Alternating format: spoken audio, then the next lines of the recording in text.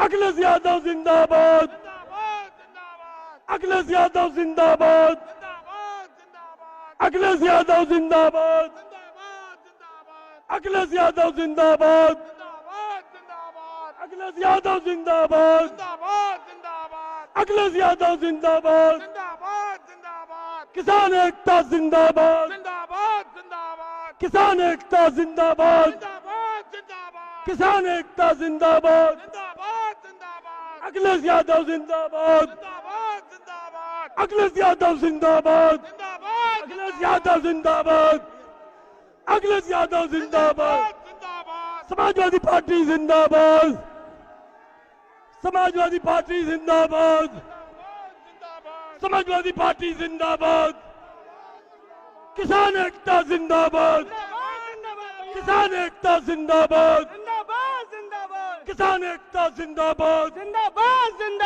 किसान एकता जिंदाबाद, भरत सिंह यादव जिंदाबाद, अखिलेश यादव जिंदाबाद, समाजवादी पार्टी जिंदाबाद, समाजवादी पार्टी जिंदाबाद, किसान एकता जिंदाबाद, किसान एकता जिंदाबाद, जय जवान जय किसान, जय जवान जय किसान, जय जवान जय किसान, जय जवान जय किसान, जय जवान जय किसान, जय जवान जय किसान, जय जवान जय किसान, जय जवान जय किसान, किसान एकता जिंदाबाद, जिंदाबाद जिंदाबाद, किसान एकता जिंदाबाद, जिंदाबाद जिंदाबाद, किसान एकता जिंदाबाद, जिंदाबाद जिंदाबाद, किसान एकता जिंदाबाद, जिंदाबाद जिंदाबाद, अखिलेश यादव जिंदाबाद, जिंदाबाद जिंदाबाद, अखिलेश यादव जिंदाबाद, जिंदाबाद जिंदाबाद, अखिलेश यादव जिंदाबाद, जिंदाबाद जिंदाबाद, अखिलेश यादव संघर्ष करो,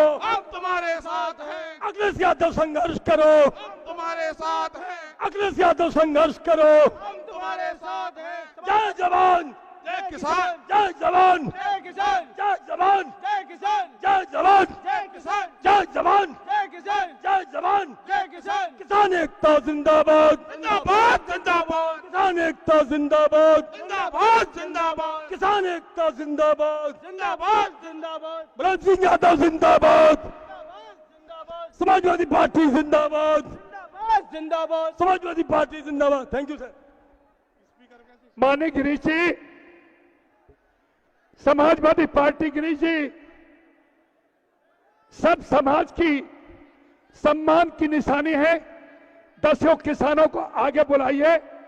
माननीय राष्ट्रीय अध्यक्ष जी के हाथों से 10 किसान को पगड़ी पहनाई जाएगी। देश की एकता, अखंडता, सब समाज की एकता की ताकत ही ताकत होती है। सभी किसान, सभी समाज के केवल किसान आगे आएंगे।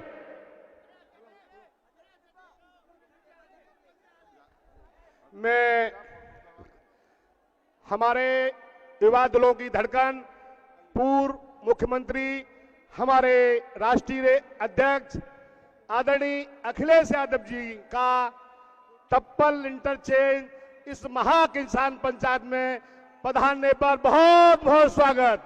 Akhilesh Yadav, Akhilesh Yadav, Akhilesh Yadav, Samajwadi party, Samajwadi party, Samajwadi party, किसान एकता, किसान एकता, किसान एकता। अब हम जो मंच पर हमारे सभी धर्म, सभी समाज के किसान नेता आए हुए हैं, उनको आगे बुलाना चाहेंगे यहाँ पर, और जिनका आदरणीय राष्ट्रीय अध्यक्ष जी पगड़ी पहनाकर स्वागत करेंगे। चौधरी गिरिराज सिंह जी, सुराज सिंह प्रजापति जी, रामपाल सिंह जाटव जी, ठाकुर विजयपाल सिंह, मोहनलाल सूरवंशी, किशनपाल सिंह यादव, रघुवंश शर्मा जी, विजेंद्र सिंह बघेल जी, जगबीर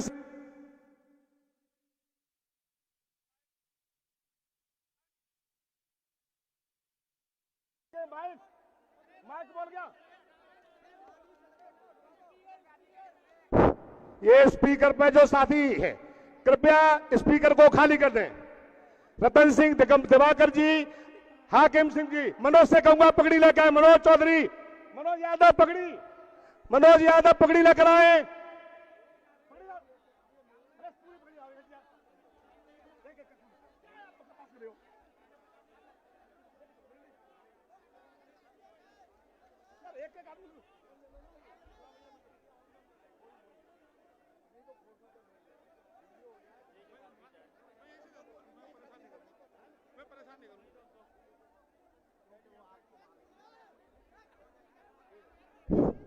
चौधरी गिरिराज सिंह जी,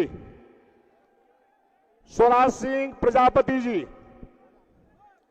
रामपाल सिंह जाटव जी, ठाकुर विजयपाल सिंह जी, मोहनलाल खटीक जी, किशनपाल सिंह यादव जी, रघुवंश शर्मा जी, विजेंद्र सिंह बघेल जी, जगबीर सिंह सब्ता जी, रतन सिंह दिवाकर जी, हाकिम खान साहब, सभी किसानों को आदरणीय राष्ट्राध्यक्ष जी पगड़ी पहनाते हुए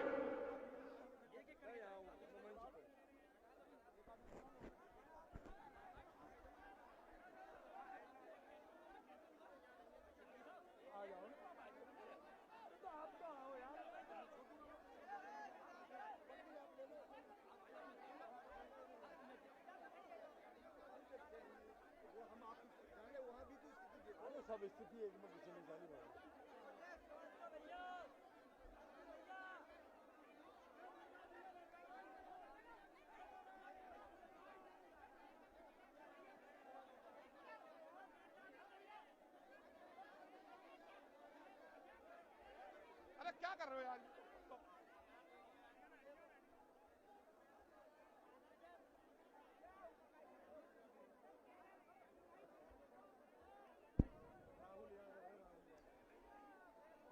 राष्ट्रीय अध्यक्ष माननीय अखिलेश यादव जी किसान भाइयों का सम्मान पगड़ी पहनाकर करते हुए हमारे युवा दलों की धड़कन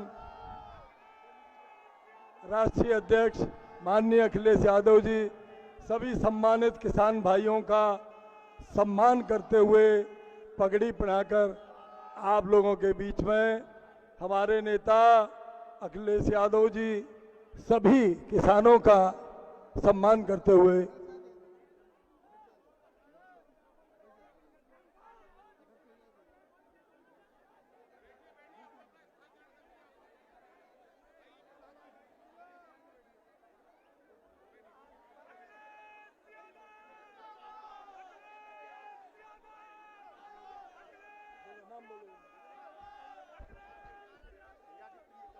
अब मैं हमारे डॉक्टर नीरज जी के साथी डॉक्टर गोपाल दास नीरज के साथी राम सिंह जी से आग्रह करूंगा कि दादा की कुछ पंक्तियां, दादा का कुछ कार्य यहां पर आए और अपनी बात रखें छंद के साथ में। राम सिंह जी मंच को प्रणाम करता हूं और अपने पूर्व सांसद जी को बहुत बहुत धन्यवाद देता हूं। बस इसके साथ ही मैं दो पंक्तियां जो भैया को दादा नीरज जी की थी पसंद, मैं सुना रहा हूं। दादा एक मिनट भैया। हाँ, मंच को नमन है और आपसे अनुरोध है कि अखिलेश भैया दो पंक्तियां जो भैया दादा नीरज की पसंद किया करते थे मैं सुना रहा हूं। पहले तो जो हमारे किसान भाई शहीद हो गए हैं 150-200 किसान भाई, मैं उनको नमन करना चाहता हूं चार पंक्तियों से कि नमन उन्हें करता हूं जिनने प्राणों के बलिदान दिए, नमन उन्हें दूजे उन माताओं को जिनने ऐसे किसान दिए, और हुए शहीद देश पर जो तोड़ जगत से नाचे 130 करोड़ भारतवासी हैं, उनको शीश नवाते। और दो पंक्तियां हैं दादा नीरज की कि मत पूछिए इस दौर में लोग कहां बैठे हैं। दादा नीरज जी कहते थे, और मत पूछिए इस दौर में लोग कहां बैठे हैं, कुछ तो सत्ता के मद में वहां बैठे हैं और इनमें से कुछ को होना चाहिए था वहां, इनमें से कुछ को होना चाहिए था वहां। वो आज किसानों के बीच में बैठे हैं, वो आज किसानों के बीच में बैठे हैं। और आज फौजी की गोली, दो पंक्तियां और है कि फौजी की गोली और किसानों की बोली, फौजी की गोली किसानों की बोली कभी खाली नहीं जाती। और किसान दुआ दे या बद्दुआ, किसान बद्दुआ दुआ दे या बद्दुआ, वो भगवान पे टाली नहीं जाती।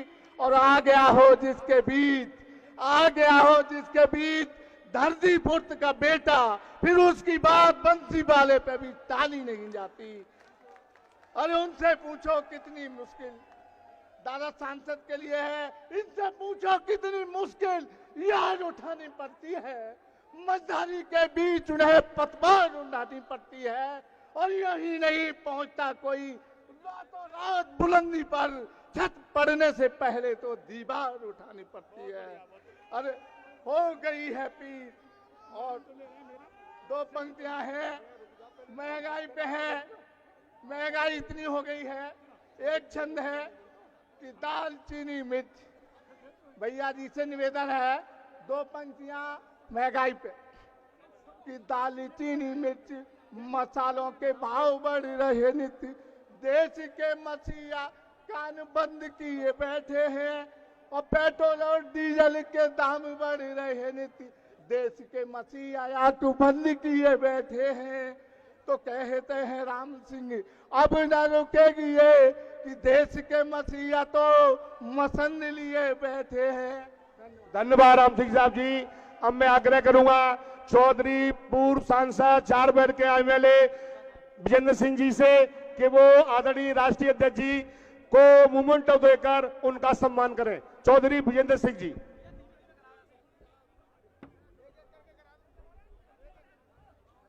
अब मैं आग्रह करूंगा प्रशांत वाल्मीकि, सलमान साहिद, रंजीत और मुंतजिम कितवई से माननीय राष्ट्रीय अध्यक्ष जी का पगड़ी पहनाकर तलवार भेंट करके उनका सम्मान करें।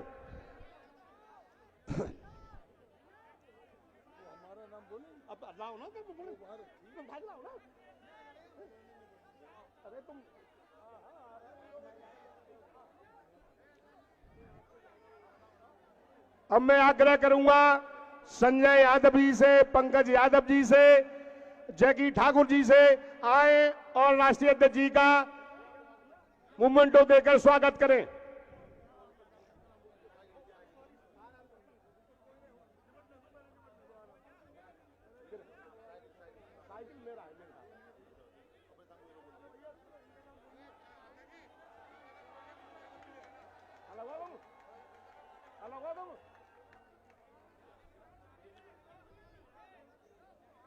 रुके रहो, एक मिनट रुके रहो। ये शीघ्र जल्दी करें लोग, अब आगे चले, आगे बढ़ते चले, कृपया आगे बढ़ते चले। डीआर यादव अपना हेलमेट करें।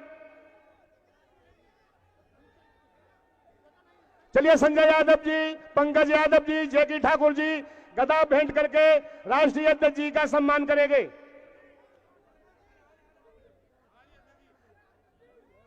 अहमद सईद सिद्दीकी साहब, हवा चौधरी जी आए साइकिल भेंट करें।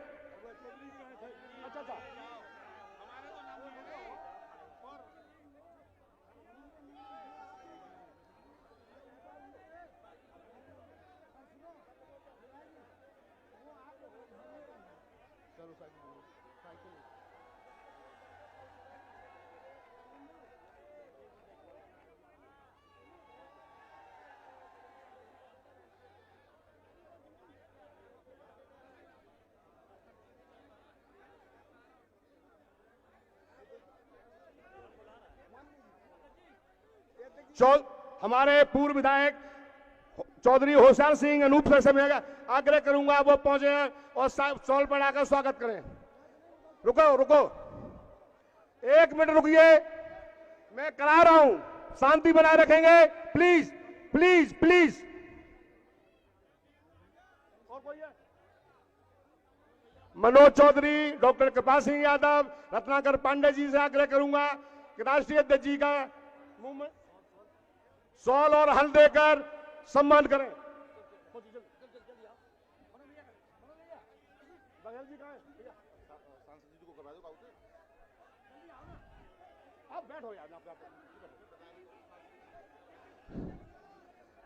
हमारे आगरा के जिलाध्यक्ष राम गोपाल जी पधारे हैं हजारों साथियों के साथ में, आपका भी बहुत बहुत स्वागत। अब मैं आग्रह करूंगा हमारे सुरेंद्र चौधरी, मुस्तकीम पठान, राहुल यादव, पंकज पंडित,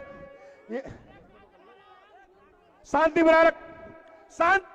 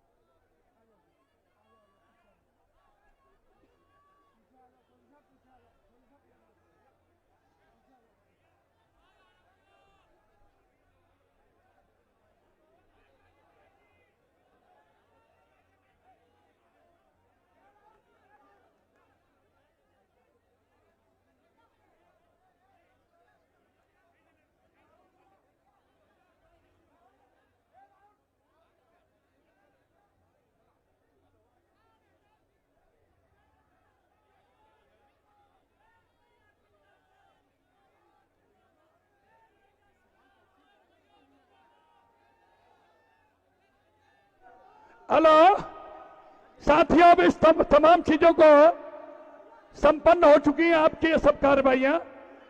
अब मैं एक नौजवान ओजस्वी वक्ता जो पार्लियामेंट में रोजाना किसान मजदूर के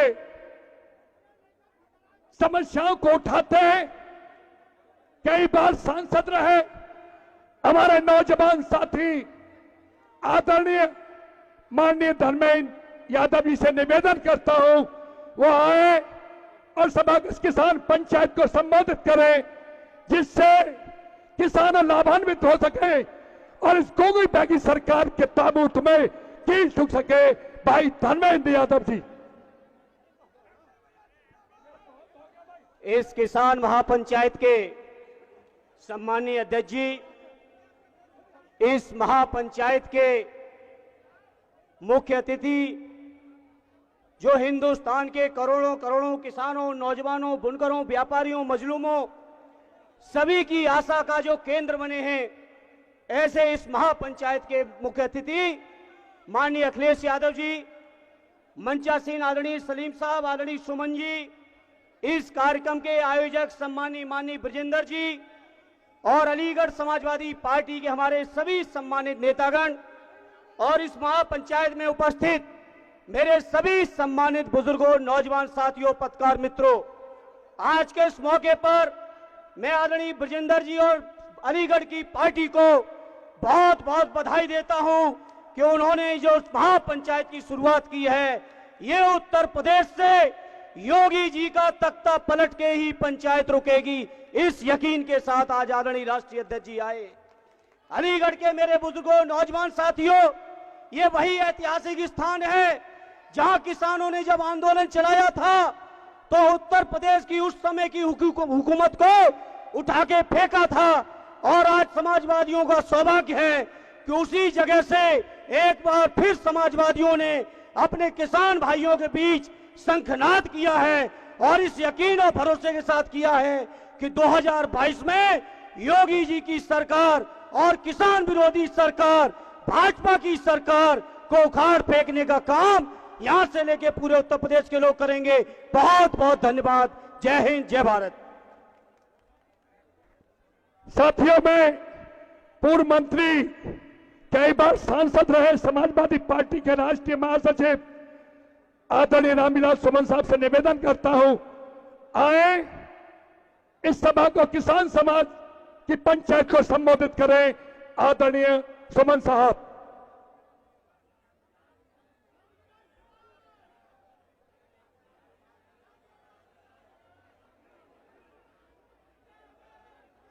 इसका जरा थोड़ा वॉल्यूम, इसका थोड़ा वॉल्यूम बढ़वा दो।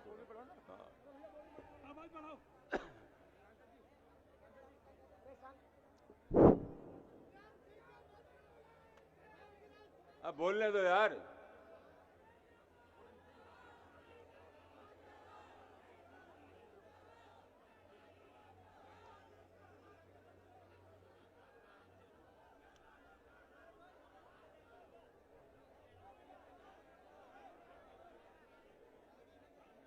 ये भाई साहब, भाई साहब,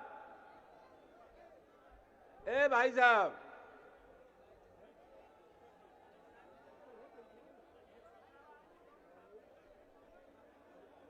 समाजवादी पार्टी के राष्ट्रीय अध्यक्ष, उत्तर प्रदेश के भूतपूर्व मुख्यमंत्री और भावी मुख्यमंत्री, इस देश के आलीशान नेता अखिलेश यादव जी, भारत सरकार में मंत्री रहे भाई सलीम शेरवानी जी, पूर्व सांसद धर्मेंद्र यादव जी, पूर्व सांसद देवेंद्र यादव जी, हमारे साथ संसद में रहे भाई विजेंद्र सिंह जी और अति सम्मान के योग्य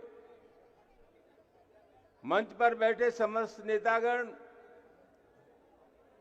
और नौजवान दोस्तों। ए भाई साहब, 5 मिनट रुक जाओ गुरु, सब क्रांति आज ही कर लोगे। भाइयों,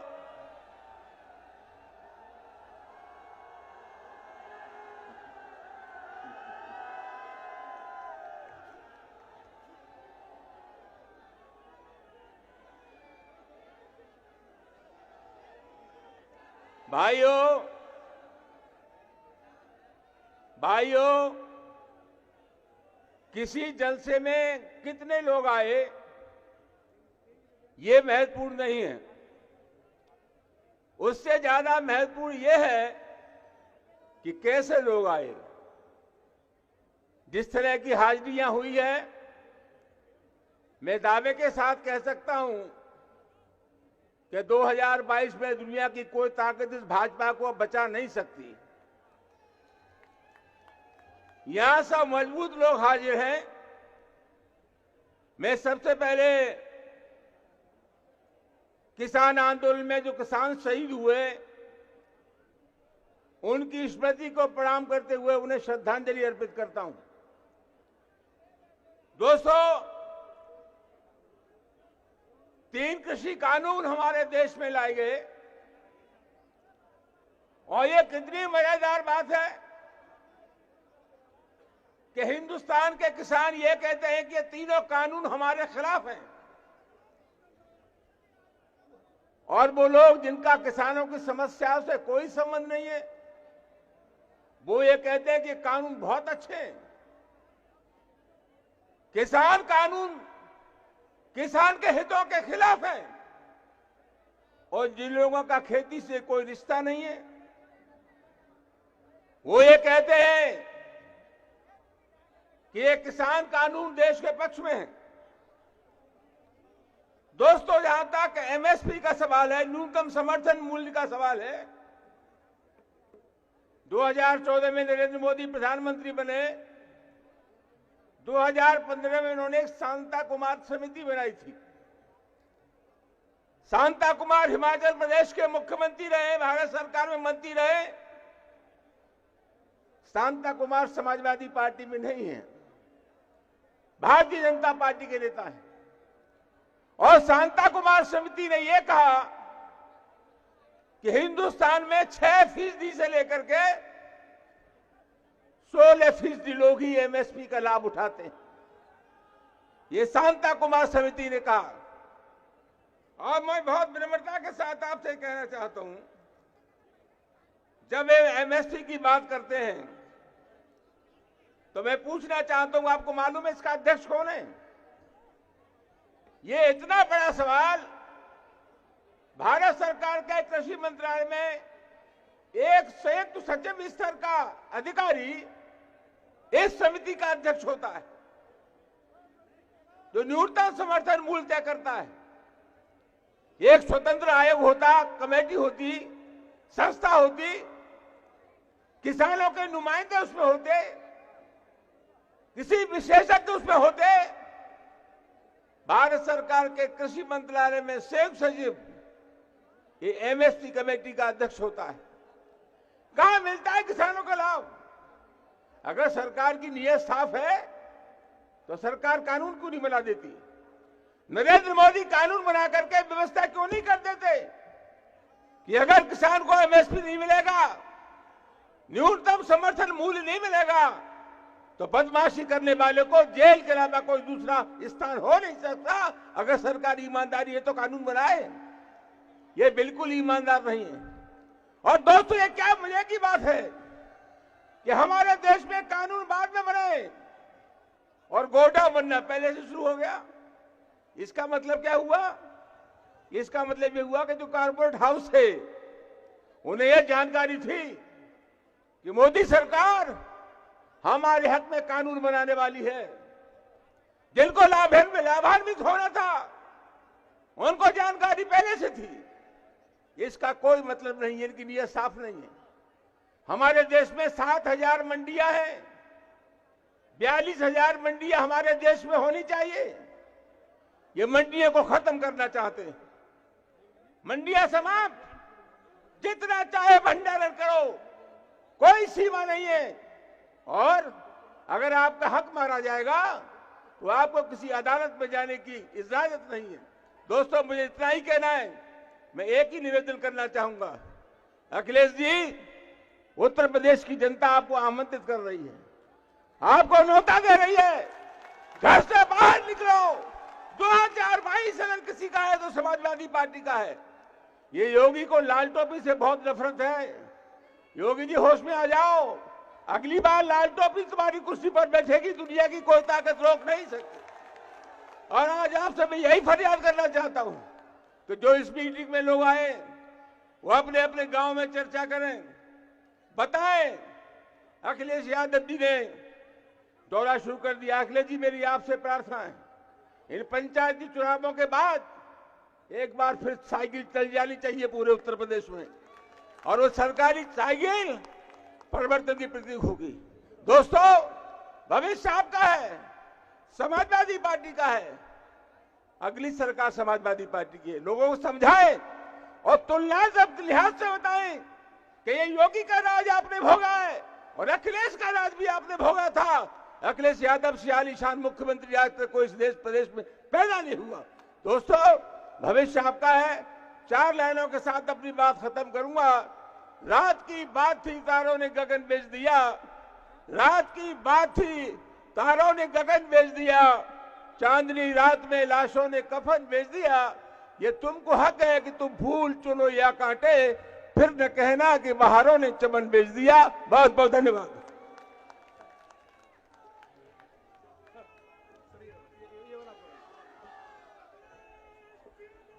साथियों, बहुत ही सीनियर नेता, बहुत ही अच्छे विद्वान नेता हैं सुमन जी, धन्यवाद। अब आपके बीच में एक ऐसी शख्सियत जिसने बहुत बड़े इंडस्ट्री के रूप में भी जन्म लिया, एक राजनीतिक व्यक्ति की कोख में जन्म लिया और एक किसानों के दर्द को ऊंचाइयों से गहराइयों से जाना, किसानों के लिए चीनी मिल लगाया, लाखों लोगों को रोजगार दिया। मैं उनको आमंत्रित करूं, बड़े भाई सलीम शेरवानी साहब, जोर से बोलो एक बार, सलीम शेरवानी जिंदाबाद। आइए जनाब, सलीम शेरवानी साहब 5 बार सांसद रहे, भारत सरकार के मंत्री रहे, समाज सेवी रहे और क्या नहीं, चीनी मिलों के मालिकों के, किसानों के लिए करोड़ों करोड़ों रुपए की छूट दी। धन्यवाद।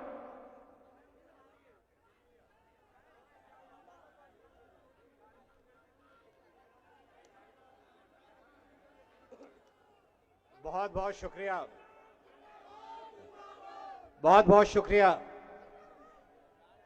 हमारी समाजवादी पार्टी के राष्ट्रीय अध्यक्ष भाई अखिलेश यादव जी, मेरे बहुत पुराने साथी और भाई सुमन जी, जिनकी दावत में आज हम लोग सब यहां आए हैं, मेरे भाई और बहुत प्यारे साथी चौधरी विजेंद्र सिंह जी और समाजवादी पार्टी के यहां आए हुए सभी परिवार के सदस्य, मेरे भाई देवेंद्र सिंह जी भी बैठे हैं, भाई धर्मेंद्र जी भी यहां बैठे हैं। मैं सबका बहुत दिल से स्वागत करता हूं और सबसे ज्यादा मैं आप सबका स्वागत करता हूं कि इतनी धूप में आप इतनी बड़ी संख्या में हमारी हिम्मत को बढ़ाने के लिए यहां पे आए हैं। मैं एक बात जानता हूं, ये जो किसानों की समस्या है, ये सिर्फ किसान की समस्या नहीं है, ये पूरे हिंदुस्तान की समस्या है। वो किसान जो दिन रात मेहनत करके पूरे देश को खाना देता है, वो किसान जिसके वजह से आज हमारा देश पूरे विश्व में जाना जाता है, वो किसान जिसकी कुर्बानियों की वजह से आज हमारा देश भूखा नहीं रहा, उस किसान के साथ आज खिलवाड़ किया जा रहा है, उस किसान के साथ आज धोखा किया जा रहा है। मैं आपसे एक बात कहता हूं, किसानों की समस्या, मजदूरों की समस्या, गरीबों की समस्या, महंगाई की समस्या, डीजल की समस्या, पेट्रोल की समस्या, कौन सी ऐसी चीज है जो 6 सालों में आपको भारतीय जनता पार्टी की सरकार ने दी है, सिवाय तकलीफ, सिवाय दुख के? और भाइयों भाइयों में बंटवारा और किया है। मैं आपको एक मिसाल देना चाहता हूं, मैं चाहता हूं आप इसको बहुत गौर से सुनिए। आपने सुना जब अटल बिहारी वाजपेयी जी इस देश के प्रधानमंत्री थे, हमारा दुश्मन पाकिस्तान हमारे देश में घुसा कारगिल की तरफ, 800 हमारे नौजवान उस कारगिल की लड़ाई में शहीद हुए। कौन थे वो नौजवान? वो जाट भी थे, वो ठाकुर भी थे, वो पंडित भी थे, वो मुसलमान भी थे, वो बैकवर्ड भी थे, वो शेड्यूल कास्ट भी थे। इन सब के अपने अलग अलग धर्म थे, इन सब की अपनी अलग अलग बहादुरी थी, मगर हिंदुस्तान की हिफाजत के लिए ये कंधे से कंधा लगा के एक हो गए। और इन्होंने अपनी जान की कुर्बानी भारतीय जनता पार्टी के लिए नहीं दी, इन्होंने अपनी जान की कुर्बानी कांग्रेस पार्टी के लिए नहीं दी, इन्होंने अपनी जान की कुर्बानी समाजवादी पार्टी के लिए नहीं दी, इन्होंने अपनी जान की कुर्बानी इसलिए दी कि हम और आप अपने देश में सुरक्षित रहें। इन्होंने अपनी जान की कुर्बानी इसलिए दी कि ये देश हमारा भाईचारे से आगे बढ़े। और आज क्या हो रहा है? नफरत की जा रही है। मैं तो मुसलमानों से कहता हूं कि सीना चौड़ा करके कहो कि हम मुसलमान हैं। मैं हिंदुओं से कहता हूं सीना चौड़ा करके कहो हम हिंदू हैं, मगर एक लफ्ज मत भूलो, हम हिंदुस्तानी मुसलमान हैं, हम हिंदुस्तानी हिंदू हैं। जब तक देश से हम प्यार नहीं करेंगे, हमारा देश कमजोर हो जाएगा। और भारतीय जनता पार्टी हम लोग में नफरत पैदा करके इस देश को कमजोर कर रही है। अखिलेश जी, मैं एक शेर पढ़ना चाहता हूं आपकी तरफ से, पूरी जनता के लिए, पूरे उत्तर प्रदेश नहीं, हिंदुस्तान की जनता के लिए। और ये अखिलेश जी की तरफ से है कि मुझे इसका गम नहीं कि बदल गया जमाना, मुझे इसका गम नहीं कि बदल गया जमाना, मेरी जिंदगी है तुमसे, कहीं तुम बदल ना जाना। और इस इलेक्शन में 2022 में आपके हाथ में वो ताकत है, आप प्रधानमंत्री बदल देते हैं, आप मुख्यमंत्री बदल देते हैं, आप विधायक बदल देते हैं, आप सांसद बदल देते हैं। मुश्किल से 10 सेकंड लगते हैं बटन दबाने में, मगर वो 10 सेकंड में आप अपने 5 साल का फैसला दे देते हैं, जो फैसला आप पीछे नहीं ले सकते, जो फैसला आप वापस नहीं कर सकते। तो 2022 में आप अखिलेश जी के लिए नहीं, आप मेरे लिए नहीं, आप अपने लिए वोट डालिए। आप इस देश को बचाने के लिए वोट डालिए, आप उत्तर प्रदेश में परिवर्तन लाने के लिए वोट डालिए। और इन्हीं शब्दों के साथ मुझे उम्मीद है कि हम 2022 में एक नया मुख्यमंत्री देखेंगे, हम फिर से अखिलेश जी को उस गद्दी में बैठाएंगे। आपका बहुत बहुत धन्यवाद, शुक्रिया। जय हिंद, जय किसान। दोस्तों,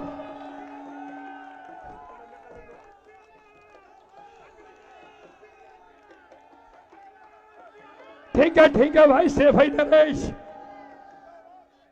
मैं अब एक ऐसी शख्सियत जिसने युवजन समाज का ऑल इंडिया में अध्यक्ष रहे, पड़ोस में मथुरा में चुनाव लड़े, बहुत संघर्ष किया, भाई संजय लाठर जी से निवेदन करता हूं, ओजस्वी वक्ता भी हैं, आए इस किसान पंचायत को ओजस्वी शब्दों से लाभान्वित करें।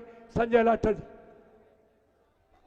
बहुत बहुत धन्यवाद मेरे बड़े भाई आदरणीय चौधरी विजेंद्र सिंह जी, आपने मुझे बोलने का मौका दिया।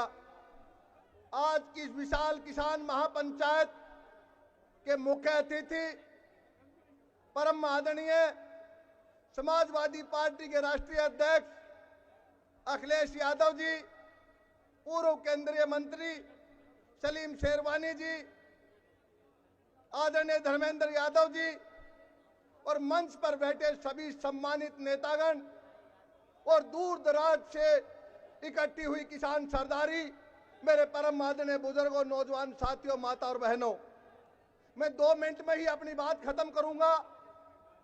आज इस किसान आंदोलन की धरती पर भट्टा, पारचौल, टप्पल और बाजना, ये वो धरती है जिसने आंदोलन किया और 150 साल का जो कानून था अधिग्रहण का, भारत की सरकार ने बदलना पड़ा। और इसी धरती ने आंदोलन करने से आज किसानों को 4 गुना कीमत मिलने लगी।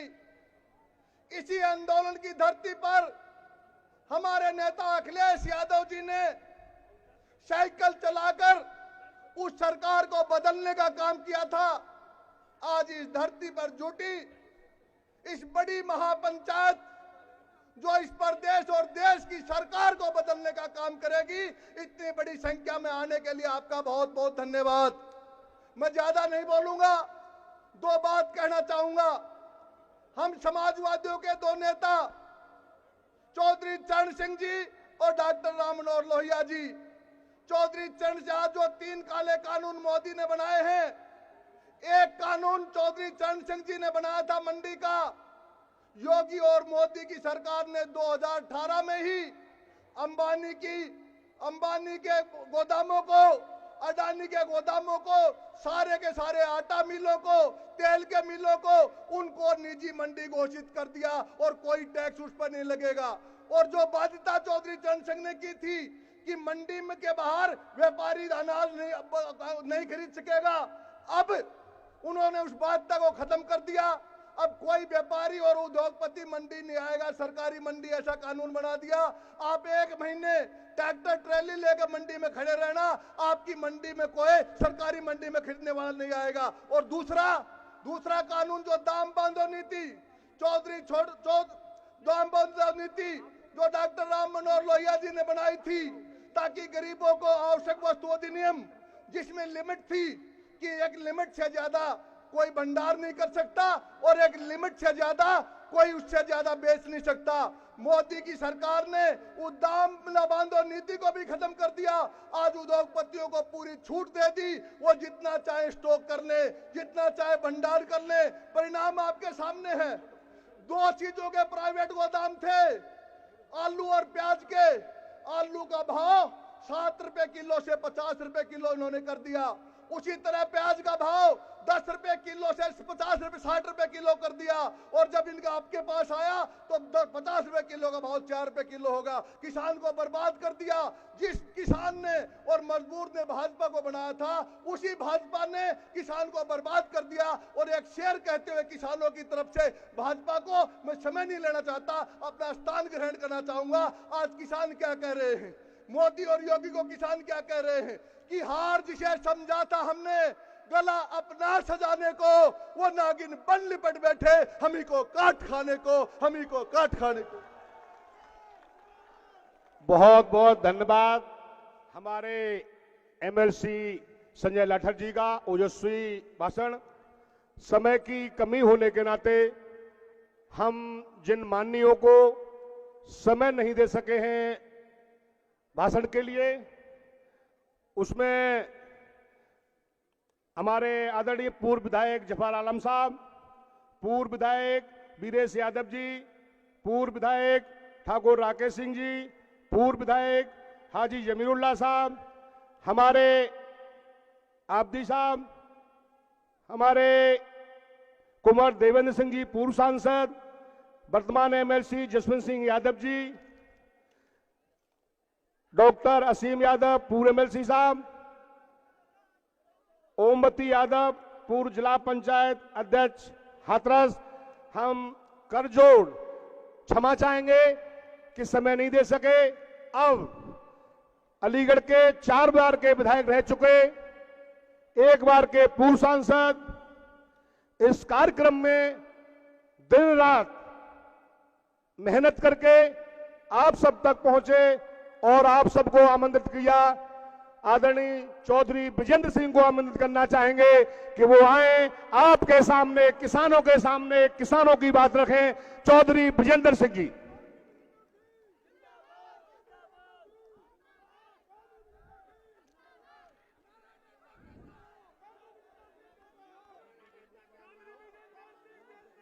सम्मानित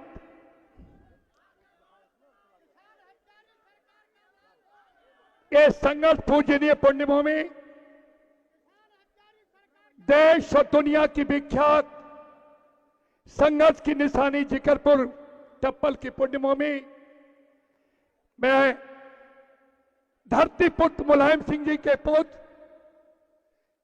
समाजवादी पार्टी के राष्ट्रीय अध्यक्ष, अभूतपूर्व मुख्यमंत्री माननीय अखिलेश यादव जी का अपनी तरफ से, परिवार की तरफ से, जिकरपुर तमाम जनपद के किसानों की तरफ से, मजदूर नौजवानों की तरफ से, समाजवादी परिवार की तरफ से सम्मान करता हूं, स्वागत करता हूं, वंदन करता हूं, अभिनंदन करता हूं। साथ में मैं दोस्तों आपके अदालत में बताना चाहता हूं,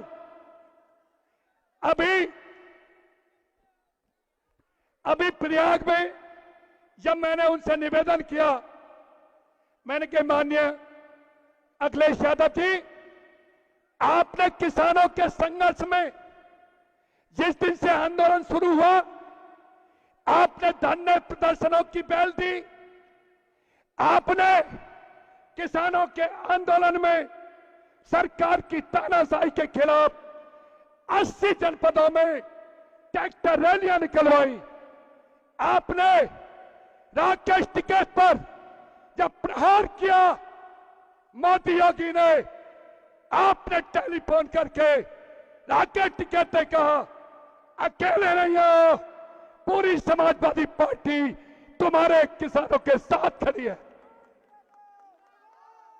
दोस्तों, जब मैंने उनसे कहा प्रयाग में, अध्यक्ष जी, किसान आपके चेहरे की तरफ देख रहा है, आज पूरे देश की सरकार की तानाशाही तोड़ने का, इलाज का रास्ता उत्तर प्रदेश में होके जाता है। दोस्तों, आज पूरी यूपी की जनता, पूरी जनता, किसान माननीय अखिलेश यादव जी की तरफ देख रहा है। 1 मिनट का समय नहीं लगाया, उन्होंने कहा जाओ जिकरपुर से आगाज करो, पूरे देश में मैसेज दो, कह दो लोगों से अखिलेश जी की समाजवादी पार्टी का एक एक कार्यकर्ता किसानों के सम्मान के साथ लड़ाई लड़ेगा।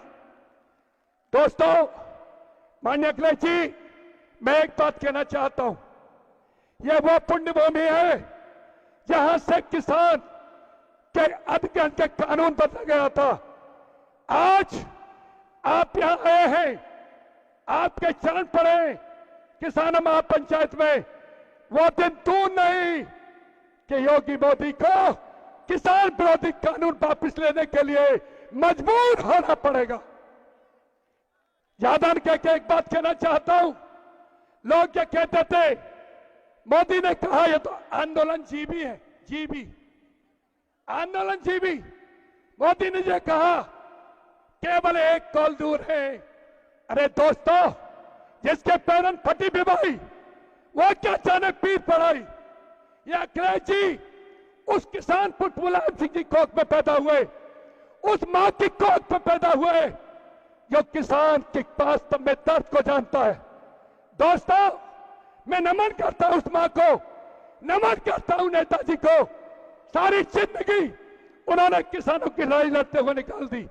यादन कह के मैं एक ही बात कहना चाहता हूं आपसे, दोस्तों ईमानदारी से बताओ, यह देश की सरकार तुमने नहीं बनाई, तुमने नहीं बनाई।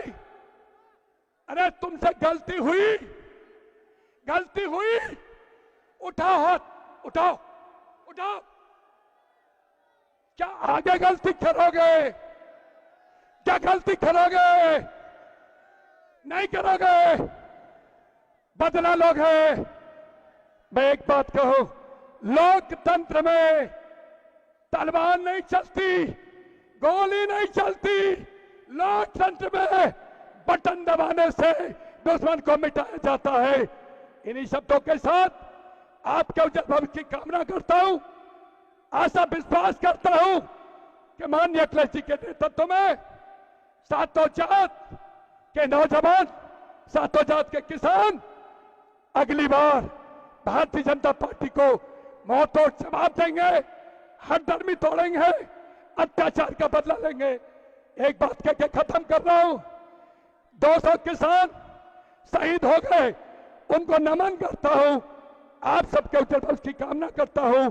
पुनः मंच में जितने लोग सांसद, विधायक, एमएलसी, नेतागण आए हैं, उनका पुनः स्वागत करता हूं। जय हिंद, जय हिंद, जय जवान, जय जवान। समाज पार्टी जिंदाबाद, समाज पार्टी जिंदाबाद। माननीय, बहुत बहुत धन्यवाद माननीय गिरीश जी। धन्यवाद सांसद जी। आज इस टकपल की किसानों की कर्मभूमि पर जहां से किसानों ने जो भी आंदोलन किया, आदरणीय अध्यक्ष जी, वो निश्चित रूप से सफल हुआ। और आज 3 साढ़े 3 महीने से किसान दिल्ली के बॉर्डर पर जमा हुआ है।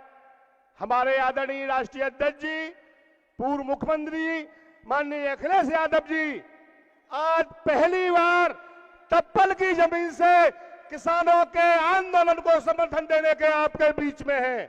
साथियों, मैं निवेदन करूंगा, युवाओं की धड़कन उत्तर प्रदेश के पूर्व मुख्यमंत्री राष्ट्रीय अध्यक्ष माननीय अखिलेश यादव जी से आए अपनी बात रखें। धन्यवाद है, बहुत धन्यवाद।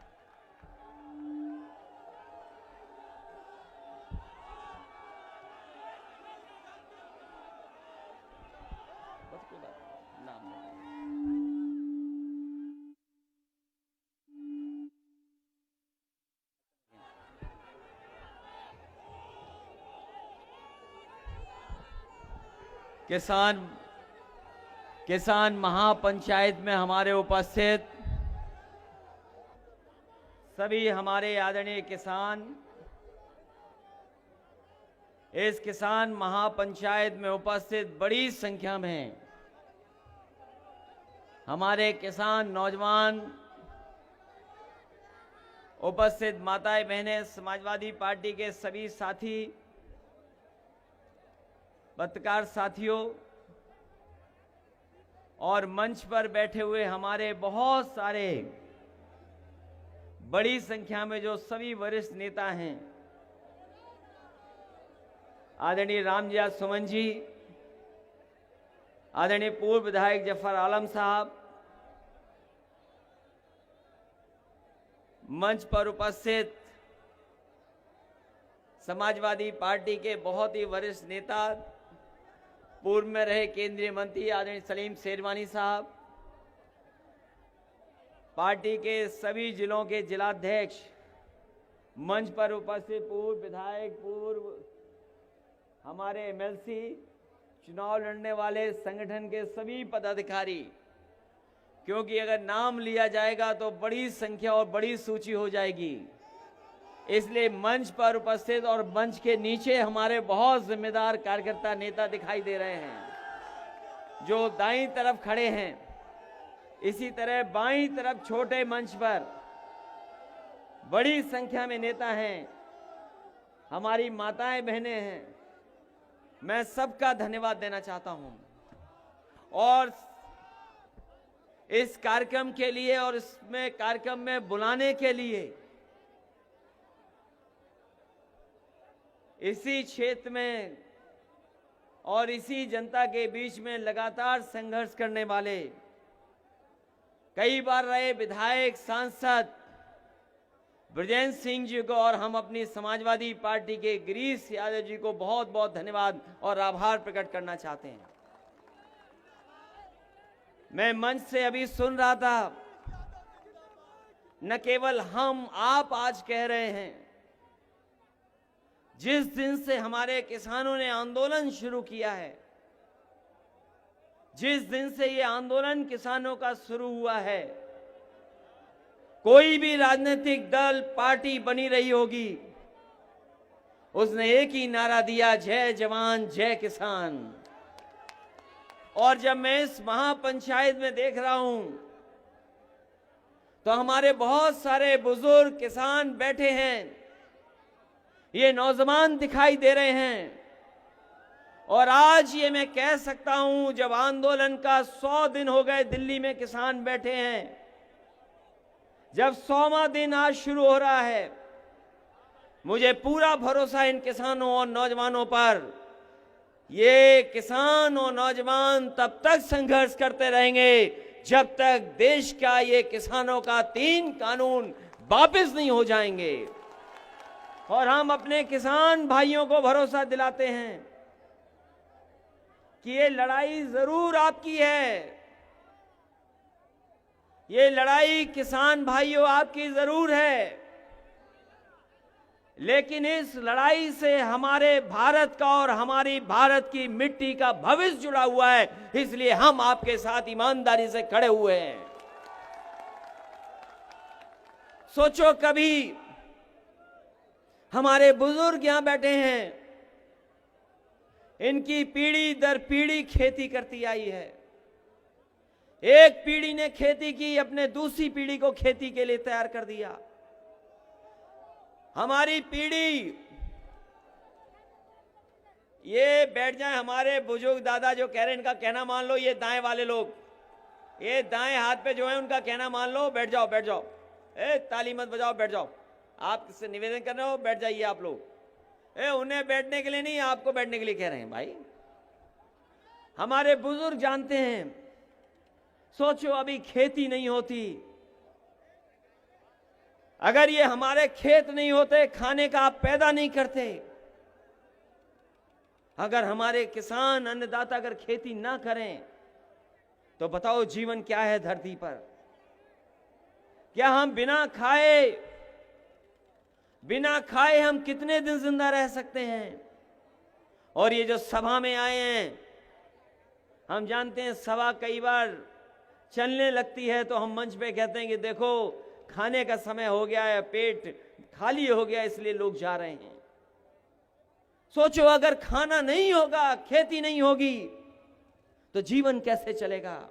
इसलिए खेत और खेत में काम करने वाले किसान हमारा जीवन चलाते हैं। हम लोग जिंदा इसलिए हैं क्योंकि हमें इनकी मेहनत से खाने को मिलता है।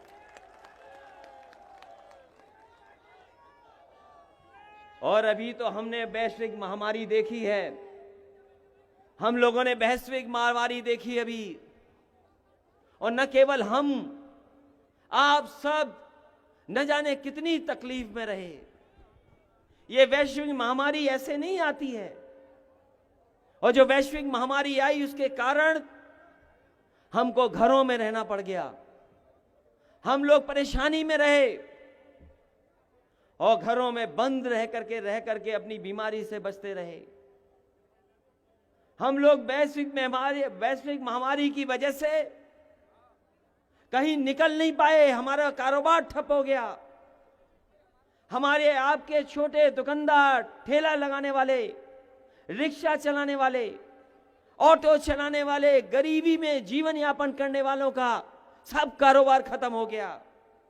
वो कारोबार नहीं कर पाए। अगर उस समय भी वैश्विक महामारी के सामने कोई अपने खेत पर निकला तो वो केवल किसान था, और किसान की वजह से आज हमारा देश बच गया। ये जो सरकार कभी कभी आंकड़े दिखाती है कि हमारी अर्थव्यवस्था ऐसी है, अगर अर्थव्यवस्था को हम देखें अपने, और ईमानदारी से मैं कहना चाहता हूं, चाहे ये पत्रकार हों, ये भी जानते हैं ईमानदारी से, अगर हमारे किसानों ने खेतों में काम नहीं किया होता तो हमारा देश बर्बादी की कगार पर चला जाता। हमारे देश में को दुनिया में अपमानित होना पड़ जाता। ये किसान हैं जिन्होंने हमारे देश का सम्मान बचाया, उस वैश्विक महामारी में अपनी पैदावार को कम नहीं होने दिया, ईमानदारी से काम करते रहे। और वैश्विक महामारी आई, हमने आपने मुंह बंद कर लिया। हम लोगों ने ऐसे मास्क बनवाए, नाक और मुंह बंद हो गया। इस बीमारी से बचने के लिए बताओ, आपने अपने नाक और मुंह बंद किए कि नहीं किए? बताओ। कोई नहीं बचा, डर रहे थे कि पता नहीं क्या हो जाएगा। लेकिन किसान भाइयों और नौजवानों, हम आपसे जानना चाहते हैं कि वैश्विक महामारी ने हमारे नाक और मुंह बंद करा दिया, लेकिन पता नहीं किन लोगों ने भारतीय जनता पार्टी की आंख और कान बंद कर दिए हैं, जिन किसानों की ये सुनवाई नहीं कर रहे और तकलीफ और परेशानी को देख नहीं पा रहे। कौन है जिन्होंने इनकी भारतीय जनता पार्टी के सरकार में बैठे लोगों की आंख बंद कर दी है?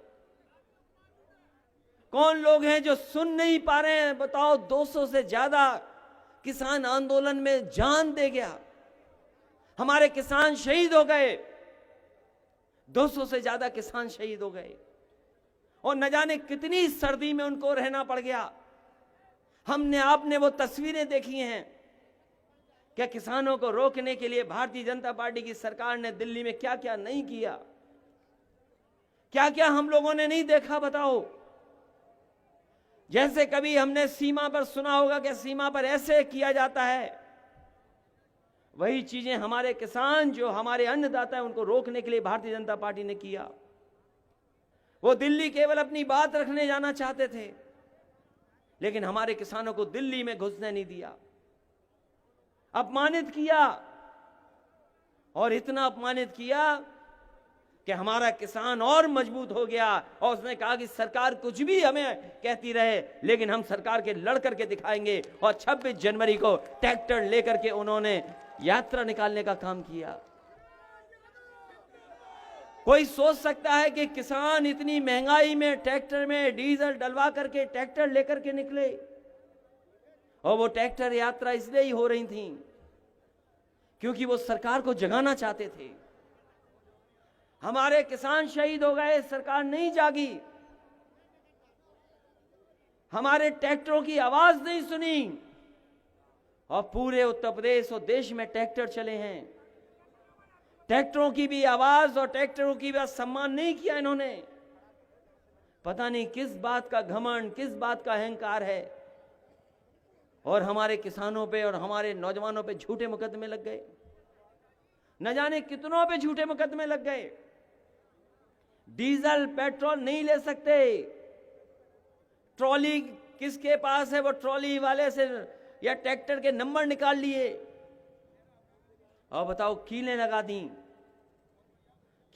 दी, गड्ढे खोद दिए, आरसीसी का न जाने क्या क्या लगा लिया, आरसीसी की न जाने कैसी कैसी दीवारें बनाई। ये भारतीय जनता पार्टी के लोग हमारे किसानों को नहीं जानते हैं। हमारे ये वो किसान हैं जिन्होंने सदियों से अपनी मेहनत करके और अपनी एड़ी की ठोकर से न जाने कितनी खेत और खेती ठीक कर दी है।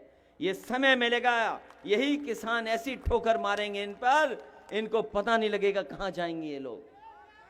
अगर ये दिल्ली में बैठ सकते हैं, अगर दिल्ली में बैठ सकते हैं, तो यही किसान और यही नौजवान इनको दिल्ली से भी बाहर करने का काम करेंगे।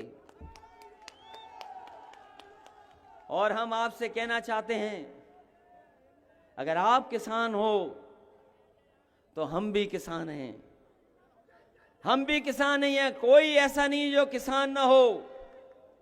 बताओ कोई ऐसा है कि जो किसान नहीं है? यहां पर ये सब किसान हैं, मंच पे बैठे लोग भी किसान हैं। हम हो सकता है समाजवादी हों, लाल टोपी पहनने वाले हों, लेकिन हम भी किसान हैं, खेती है। और फिर नेताजी को तो यही तो कहते हो कि धरती पुत्र है नेताजी। तो ये भारतीय जनता पार्टी के लोग जान लें, नेताजी धरती पुत्र हैं तो हम समाजवादी लोग भी धरती पुत्र उसी तरीके से हैं। हम लोग जानते हैं कि कब फसल कौन सी आने वाली है। और अब ये धान, ये जो धान चला गया हमारा, जब किसान को धान की कीमत चाहिए थी एमएसपी, और एमएसपी हमने आपने नहीं तय की, ये सरकार का फैसला था, ये एडमिनिस्ट्रेटिव फैसला है कि एमएसपी मिलनी चाहिए। केंद्र बना करके, खरीद के केंद्र बना करके किसानों की फसल की एमएसपी दें, ये व्यवस्था थी। इस व्यवस्था को खराब अगर कोई कर रहा है तो भारतीय जनता पार्टी के लोग कर रहे हैं। बताओ धान कितने में बिक गया? अगर धान पैदा हुआ होगा तो 900, 1100, 1200 रुपए में बिक गया, 900, 1100, 1200 में बिक गया। और हमारे मक्का, हमारे यहां बहुत पैदा होती है कन्नौज में मक्का। हमारे मुख्यमंत्री जी को पता ही नहीं है कि मक्का कितने में बिक गई। कहां पूछा मक्का? मक्का का कोई हिसाब किताब नहीं, मक्का ऐसे ही चली गई। और अभी तो खुदाई भी चल रही है आलू की, यहां से लेकर के कन्नौज और कानपुर देहात तक, फर्रुखाबाद, ये पूरी आलू की बेल्ट है। अगर सरकार कहीं आलू खरीदती हो तो बता दो हमें। जो कुछ है घाटा किसान के ऊपर और मुनाफा उद्योगपति ले जा रहे हैं। और आपसे बेहतर कौन जानता होगा कि जो चीज किसान पैदा करता है उस पर मुनाफा बड़े बड़े लोग कमाते हैं। और इधर लॉकडाउन के अंदर जो ये बीमारी आई, वैश्विक महामारी के अंदर, वो जान गए हैं कि मुनाफा सबसे ज्यादा किस में है। ये उद्योगपति, बड़े बड़े कारखाने वाले, वो जानते हैं कि मुनाफा किधर है। ये 10 महीने, 11 महीने में जान गए कि मुनाफा दवाई में और खाने में है। इसलिए उन्होंने चुपचाप उस वैश्विक महामारी के अंदर किसी किसान से, किसी पॉलिटिकल पार्टी से, किसी मजदूर से नहीं पूछा और चुपचाप वो कानून बना दिए। और ऐसे काले कानून हैं कि हमारी खेती भी छिन जाएगी, फसल की कीमत नहीं मिलेगी, और अगर हम अपना न्याय मांगने भी जाएंगे तो हमें कोई न्याय देने वाला भी नहीं है। ये व्यवस्था भारतीय जनता पार्टी के लोग कर रहे हैं। बताओ भारतीय जनता पार्टी के कितने लोगों पर खेत हैं? मैंने लोकसभा में पूछा, मैंने जब प्रधानमंत्री जी का भाषण सुना राज्यसभा में, और आजकल तो सब मोबाइल वाले लोग हैं, कोई ऐसा नहीं जो मोबाइल न चलाना जानता हो या न देख पाता हो। जब राज्यसभा में प्रधानमंत्री जी ने कहा कि एमएसपी थी, एमएसपी है, एमएसपी रहेगी, तो जब हमें लोकसभा में बोलने का मौका मिला तो मैंने पूछा, ये बताओ जहां के राष्ट्रपति जी हैं जिस क्षेत्र के, वहां कहां एमएसपी मिल रहा है हमारे किसानों को? प्रधानमंत्री जी बताएं जहां से चुन करके आते हैं। और जिस प्रदेश ने भारतीय जनता पार्टी की सरकार बनाई, यही उत्तर प्रदेश है। उत्तर प्रदेश के भाइयों बहनों, किसानों, नौजवानों, इसी प्रदेश ने सरकार बनाई है। बताएं प्रधानमंत्री जी कहां पर एमएसपी मिल रही है? और ये दिल्ली वाले मंत्री और प्रदेश वाले मंत्री, दिल्ली वाले मंत्री और प्रदेश वाले मंत्री, न जाने कितने मंत्री हैं, बताओ कहां एमएसपी मिल रही है। ये बीजेपी वाले कहते थे कि हमारी पार्टी का मेंबर बनना है तो मिस्ड कॉल मार दो, मिस्ड कॉल कर दो। हम नौजवान और किसान भाई जानना चाहते हैं वो बीजेपी वाले नंबर बताएं जिस पर हम मिस्ड कॉल कर दें और हमें एमएसपी मिल जाए, वो नंबर बताएं हमें। और जब हम धान की एमएसपी मांग रहे, गन्ने की बात कर रहे,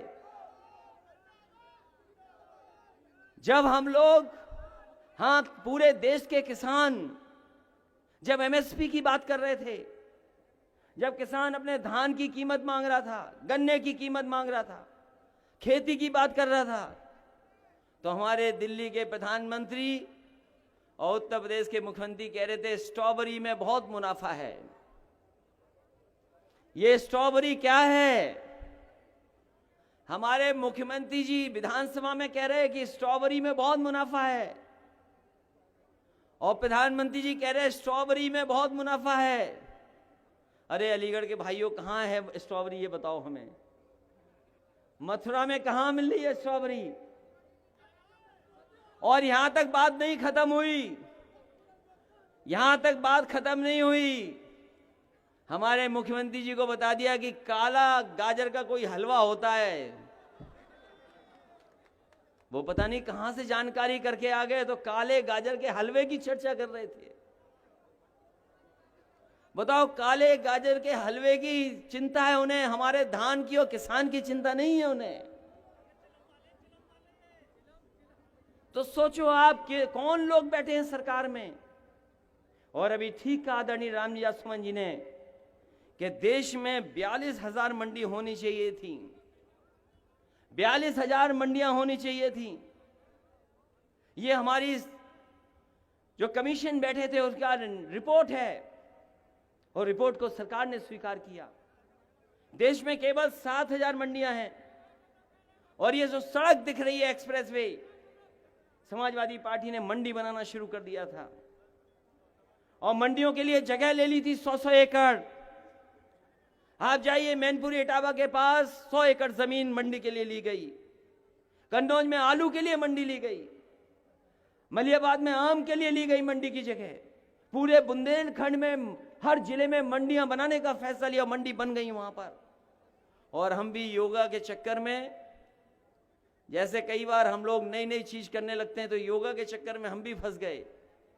तो बाबा रामदेव जी को भी हमने 400 एकड़ जमीन दे दी यहीं पर ग्रेटर नोएडा में, और हमें लगा कि ये मंडी बनाएंगे, हमारे किसान को कुछ मदद करेंगे। लेकिन जैसे योगा वो भूल गए, वैसे वो मंडी बनाना भी भूल गए।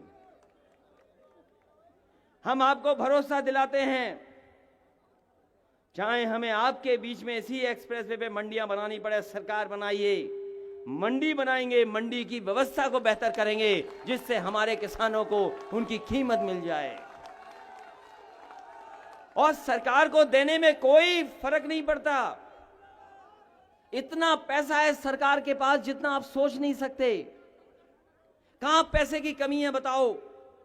जो लोग जानकार हैं वो जानते होंगे, नोटबंदी के बाद यही तो बीजेपी कहती थी कि नोटबंदी हो जाएगी तो पैसा आ जाएगा, काला धन आ जाएगा। बताओ, नोटबंदी के बाद भारतीय जनता पार्टी ने कितना काला धन भारत का लेकर के आए, हमें बताएं वो लोग। कहां है वो काला धन? बताओ, कोई बचा हमारे किसान भाई बताइए?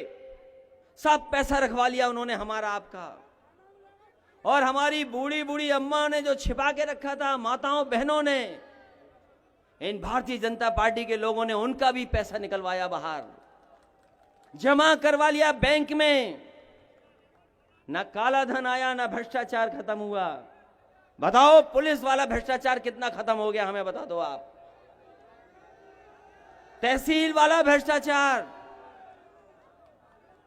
हमारा आपका पैसा जमा करा लिया। और आज अगर हिसाब किताब लगाएं पत्रकार साथियों, हालांकि पत्रकार साथी मदद तो करना चाहते हैं, लेकिन पता नहीं कहां रस्सी फंसी हुई है इनकी, जो मदद नहीं कर पा रहे हमारे। ये मदद करना चाहते हैं। बताओ बाजार में पैसा कितना है आज? बाजार में पैसा पहले से ज्यादा है। और बताओ लॉकडाउन के अंदर किसान भाइयों, डीजल पेट्रोल महंगा हो रहा, डीजल की कीमत बढ़ रही, पेट्रोल की कीमत बढ़ रही। हमारे उज्ज्वला जो दिए थे सिलेंडर, अब बताओ 1000 के पास पहुंच गया। हम केवल ये जानना चाहते हैं कि ये महंगाई से, डीजल पेट्रोल से जो मुनाफा हो रहा है, जो सरकार पैसे कमा रही है, वो आखिरकार बताएं। यहां के किसान, यहां के नौजवान ये जानना चाहते हैं इस बात को। डीजल पेट्रोल महंगा, कोई नौकरी नहीं। बताओ नौजवानों, कहां नौकरी है तुम्हारे पास? बताओ रोजगार कहां है, कहां है? बताओ काम जो हम कर सकें। हमारे नौजवान किसान भाइयों, सोचो, आपको ऐसे कानून में उलझा दिया और नौजवानों को मोबाइल दे दिया, ना वो काम की चिंता कर रहे, ना रोजगार की, ना नौकरी। लेकिन मुझे यकीन है इस बार जिन लोगों ने मोबाइल पे झूठ प्रचार कर करके सरकार बनाई है, इस बार ये लोग मोबाइल तोड़ देंगे और सरकार का भी घमंड तोड़ देंगे इस बार। सोचो कहां लेके जा रही है, देश को कहां लिए जा रहे हैं। ये कहते हैं विश्व गुरु बनेंगे। बताओ बिना किसान भाइयों के कैसे विश्व गुरु बन जाओगे आप? कि बिना खेती के कोई विश्व गुरु नहीं बन सकता। अमेरिका सबसे बड़ा ताकतवर देश है, अमेरिका दुनिया का सबसे ताकतवर देश है, वो लोकतंत्र में सबसे मजबूत है, वहां की आर्मी डिफेंस सबसे ताकतवर है, अर्थव्यवस्था में ताकतवर है। ये अलग बात है कि किसान की संख्या कम है, लेकिन वो अपने किसानों की खेती को घाटे की खेती नहीं बनने देता, अपने खजाने को खोल देता है और वहां की खेती को घाटे में नहीं जाने देता। आप किसान को बाजार के भाव पे छोड़ रहे हैं। आप किसान अगर बाजार पे छूट जाएगा तो हमारे किसानों की मदद कौन करेगा? याद रखना, किसान भाइयों की कोई मदद कर सकता है तो वो है सरकार मदद कर सकती है। और ये सरकार वो है जो किसानों की मदद नहीं करना चाहती है, किसानों को बर्बाद करना चाहती है। इसलिए हम आपसे अपील करना चाहते हैं, ऐसी सरकार के खिलाफ आप खड़े हो जाएं। और जो इतिहास के पन्ने जानते होंगे, इतिहास के पन्ने जिन्होंने पढ़े होंगे, जिन्होंने इतिहास पढ़ा होगा, जो इतिहास जानते हैं, इस भारत को गुलाम बनाया था एक ईस्ट इंडिया कंपनी ने। ईस्ट इंडिया कंपनी ने गुलाम बनाया था, हमें आपको, भारत को गुलाम बना दिया था। एक कंपनी आई थी भारत में, याद कीजिए, एक ईस्ट इंडिया कंपनी आई कारोबार करने, उसने हमें आपको गुलाम बना दिया। और यहीं के सभी लोगों ने मिलकर के, हिंदू, मुस्लिम, सिख, सबने मिलकर से इस देश को आजादी दिलाने का काम किया था। और याद कीजिए, ईस्ट इंडिया कंपनी थी, वो कंपनी सरकार केवल एक कानून से बन गई थी। इतिहास के पन्ने पलटना आप, वो कंपनी थी। और कंपनी कब सरकार बन गई? क्योंकि लंदन में, ब्रिटेन में एक कानून पास कर दिया उस कंपनी को सरकार बनाने का, और उसी दिन वो कंपनी सरकार बन गई। और सरकार बन करके उसने हमें और आपको न जाने कितने साल गुलाम रखा। सोचिए, एक कानून ने ईस्ट इंडिया कंपनी को वो ताकत दे दी, वो सरकार बन गई एक कानून ने केवल। और हमारे लोग जो पढ़े लिखे लोग होंगे, क्योंकि विदेश मंत्री भी रहे आदरणीय सलीम शेरवानी साहब, वो जानते होंगे कि एक ही कानून ने बना दिया ईस्ट इंडिया कंपनी को सरकार। और बताओ, भारत की सरकार सब बेच करके कंपनियों को दे रही है। बताओ, भारत सरकार सब चीज बेच करके कंपनियों को दे रही कि नहीं दे रही, बताइए आप। तो अगर एक कानून कंपनी को सरकार बना सकता है, तो ये वो कानून है जो देश को कंपनियों के हाथ में रख देना चाहते हैं। अगर 100 साल पहले, 150 साल पहले एक कानून ने कंपनी को सरकार बना दिया, तो ये भारतीय जनता पार्टी के लोग हमारी सरकार को कंपनी बनाने का काम कर रहे हैं। इसलिए इनके खिलाफ हमें सबको मिलकर के एक होना पड़ेगा। और कानून बनते हैं और बनाए जाते हैं और हटाए जाते हैं। ये कानून बना करते हैं और कानून हटा करते हैं। हमारे किसान भाइयों ने न जाने कब से देखा होगा। इसी प्रदेश में चौधरी चरण सिंह जी भी रहे। बताओ, उन्होंने एक कलम से न जाने कैसा कानून खत्म किया था कि नहीं खत्म किया था। लेखपालों को न जाने कितना जमीन को लेकर के भ्रष्टाचार होता था। फैसला लिया, एक ही बार में सब साफ हो गए, एक ही फैसले ने। इसलिए अगर ये कानून बना सकते हैं तो ये किसान ताकत दे देंगे। ये कानून भी हटाए जा सकते हैं, साफ किए जा सकते हैं।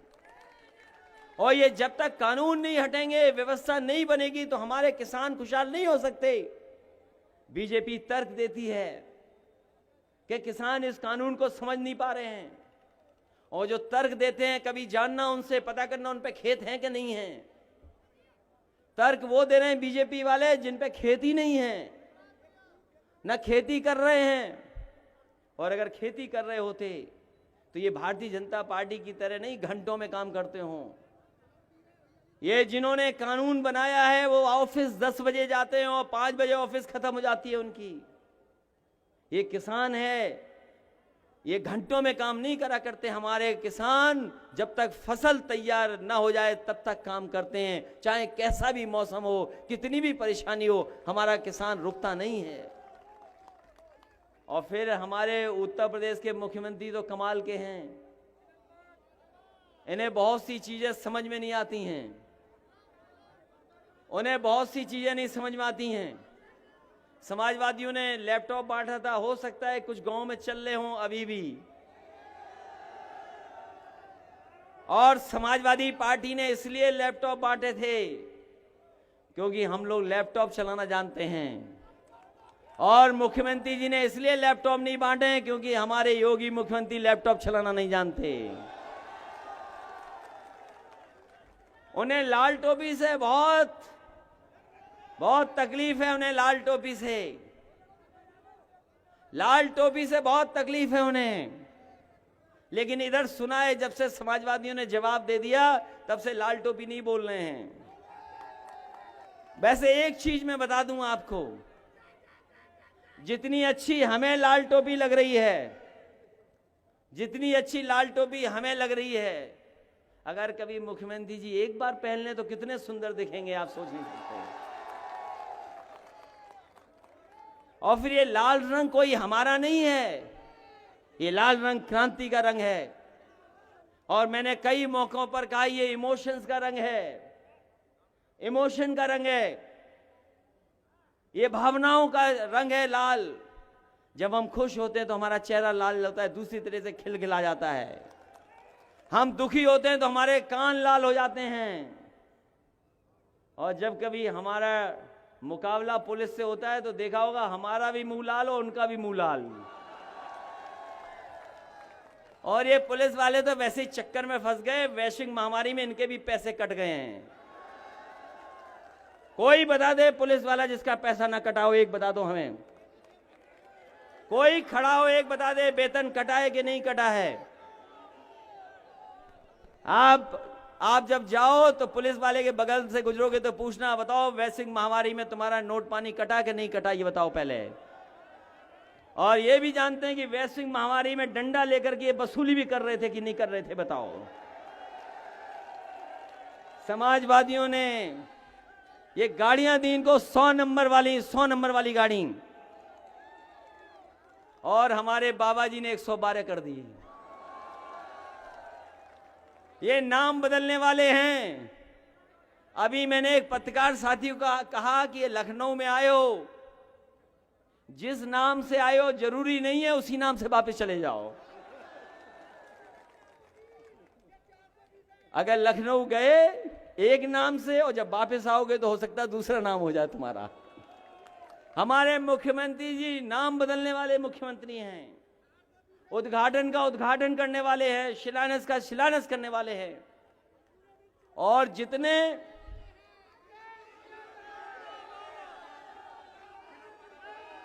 उन बातों को मैं नहीं कहना चाहता हूं, जिन बातों को मेरी तरफ इशारा कर रहे हैं कुछ, उन बातों को मैं नहीं कहना चाहता हूं, लेकिन कहावत है एक, मैं कहावत तो जरूर सुना दूंगा अब।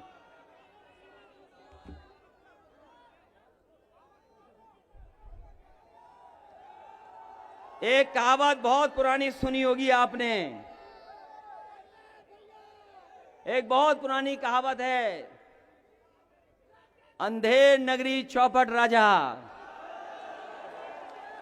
सुनी कि नहीं सुनी कहानी बताओ, अंधेर नगरी चौपट राजा। और जो हमारा उत्तर प्रदेश में हो रहा है कि अंधेर नगरी चौपट राजा, दिन दहाड़े रेप और रात भर गांजा।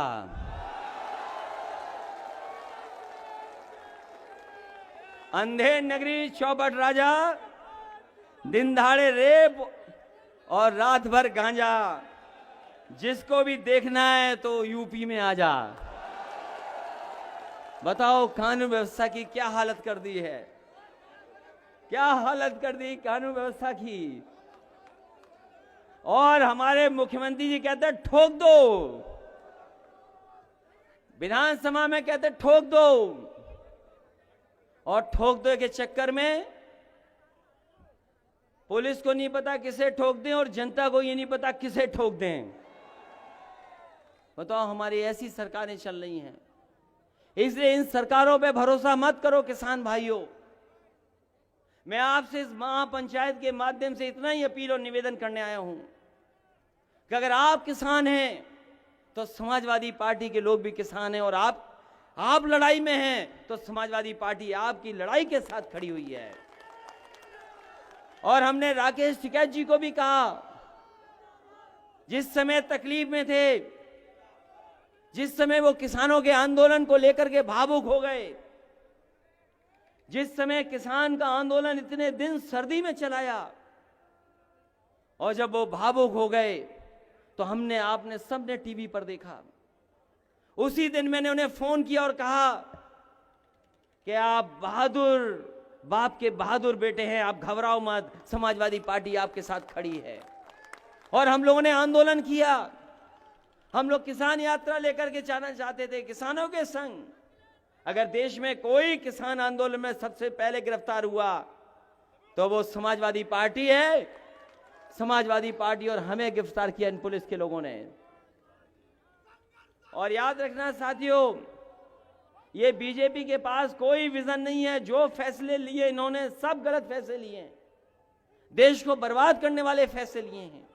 नोटबंदी खराब फैसला, जीएसटी गलत तरीके से लागू की है, और ये लॉकडाउन जो किया था जिसमें मजदूर गए थे हमारे पैदल चल करके, पैदल चलते चले गए, 90 लोगों की जान गई, एक ही परवाह नहीं की इन्होंने, कोई मदद नहीं की। अगर उस समय मजदूरों की किसी ने मदद की तो समाजवादी पार्टी ने मदद की, और मरने वाले मजदूरों को 90 के 90 को 1-1 लाख रुपए समाजवादी पार्टी ने मदद की है। इसलिए ये ऐतिहासिक जगह है, ये हमारे किसान आंदोलन की ऐतिहासिक भूमि है। ये किसान आंदोलन की ऐतिहासिक भूमि है, धरती है।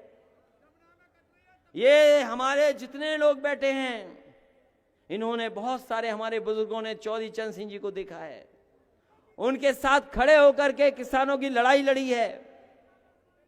और उनकी पार्टी, उनके परिवार के लोग भी अभी हमारे साथ गठबंधन में हैं। आरएलडी अभी गठबंधन में हमारे साथ।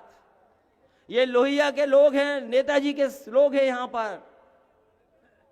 नेताजी और लोहिया के सिद्धांतों पे चलने वाले लोग हैं।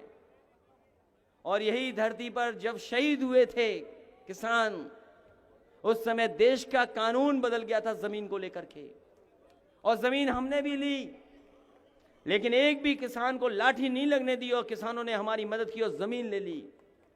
जितनी अच्छी ये सड़क बनी है, 160 किलोमीटर की बनी है, समाजवादी पार्टी ने इसकी दुगनी बना दी, कम पैसे में भी बनाई और इससे अच्छी भी बनाई, और एक भी किसान को हमने अपमानित नहीं होने दिया। और किसानों ने कहा कि हमें मुआवजा अच्छा मिलना चाहिए, तो हमने किसान भाइयों को बुलाया, पूछा कि आप कितने मुआवजे में हमें दे दोगे जमीन। किसान भाइयों ने कहा कि हम इतने गुना दे देंगे। उस समय कानून नहीं बना था भारत का, जमीन अधिग्रहण नियम नहीं आए थे, वो कानून नहीं बना था। मैंने किसान भाइयों से कहा कि जो आप कह रहे हो 4 गुना, मैंने कहा सर्किल रेट पहले बढ़ाऊंगा, उसके बाद 4 गुना मुआवजा आपको दूंगा। तो मैंने सर्किल रेट बढ़ा करके अपने किसान भाइयों का 4 गुना मुआवजा दे करके, और 3 महीने के अंदर हमारे किसान भाइयों ने पूरी जमीन दे दी। और उसका परिणाम यह था कि देश का सबसे सुंदर एक्सप्रेसवे आगरा लखनऊ 22 महीने में तैयार करके रख दिया। एक भी किसान हमसे नाराज नहीं है। और जब उसका उद्घाटन का ट्रायल हुआ था, अगर याद हो, आपके यहीं के लोगों को याद होगा,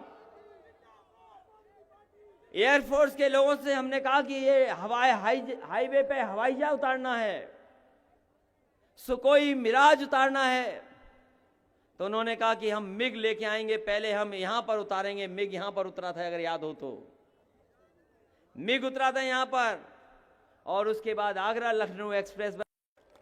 तो ये समाजवादी पार्टी है जिसने सड़क ऐसी बना दी कि जिसपे हाईवे पे जो चाहो वो उतार लो।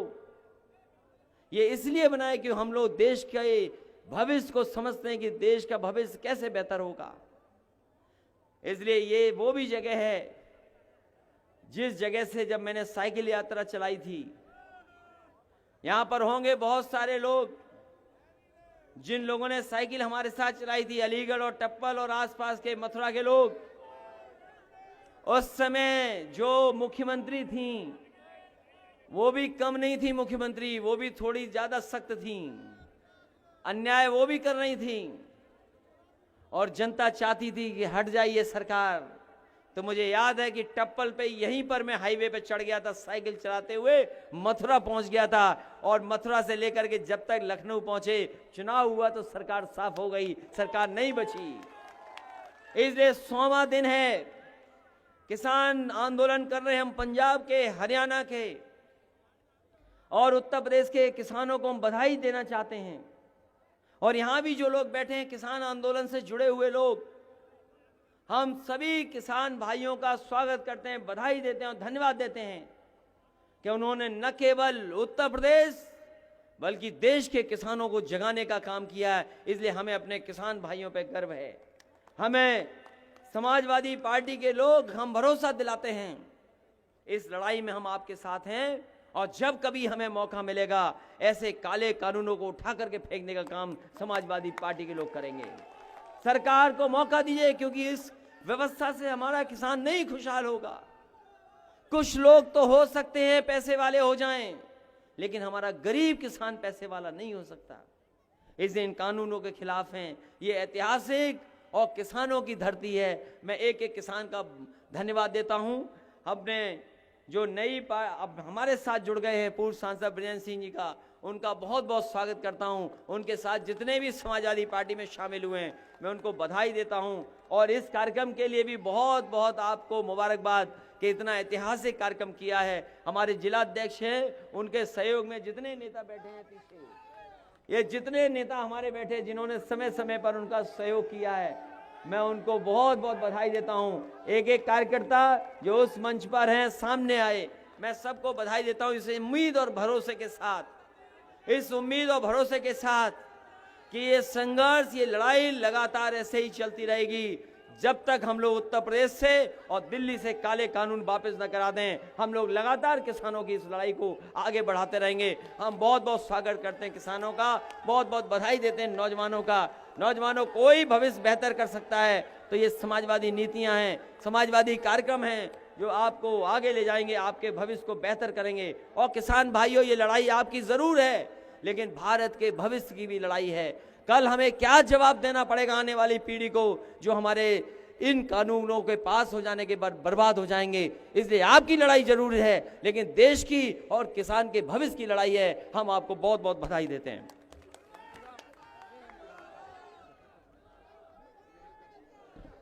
धन्यवाद हमारे युवा और यशस्वी राष्ट्रीय अध्यक्ष जी।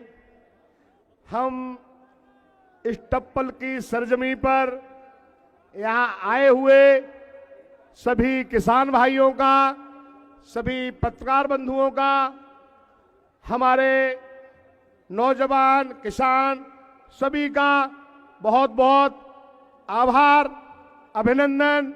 आप सभी लोग यहां पर आए, किसान पंचायत में हमारे राष्ट्रीय अध्यक्ष जी को सुना, उसके लिए आप सभी का बहुत बहुत बहुत दिल की गहराइयों से आभार। अखिलेश यादव, अखिलेश यादव, अखिलेश यादव।